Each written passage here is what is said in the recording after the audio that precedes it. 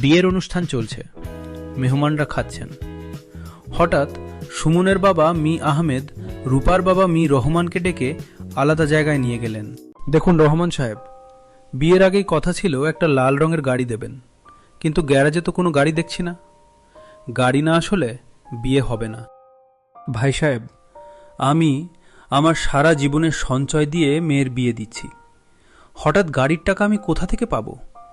দয়া করে আমার সম্মান বাঁচান। সুমন সেখানে আসলো।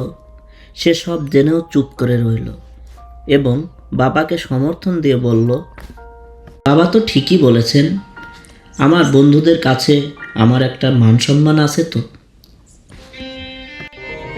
রূপা বিয়ের সাজে সেখানে এসে দাঁড়ালো। তার চোখে জল না, বরং আগুন। বাবা, তুমি কেন ওনার সামনে হাত জোর করছো, যিনি আমাকে সম্মান করতে জানেন না, বরং আমার বাবার কষ্টার্জিত টাকা দিয়ে গাড়ি কিনতে চান, তাকে আমার দরকার নেই। এ কি বলছো রূপা? বিয়ে ভেঙে দিচ্ছ? হ্যাঁ, যে সম্পর্কে শুরু হয় কেনা বেচা দিয়ে, সেই ঘরে আমি সুখী থাকতে পারবো না। আজ তুমি গাড়ি চাইছো, কাল অন্য কিছু চাইবে, এই লোভের শেষ নেই। রূপা বিয়ে ভেঙে দিল।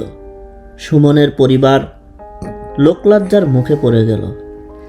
কিছুদিন পর রূপা নিজের চেষ্টায় একটা ভালো চাকরি পেল, নিজের উপার্জনে বাবার মুখে হাসি ফোটালো।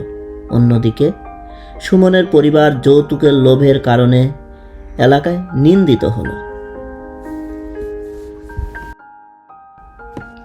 যৌতুক দেওয়া ও নেওয়া দুটোই অপরাধ। আত্মসম্মান বিসর্জন দিয়ে গড়ে ওঠা সম্পর্ক কখনো সুখের হয় না।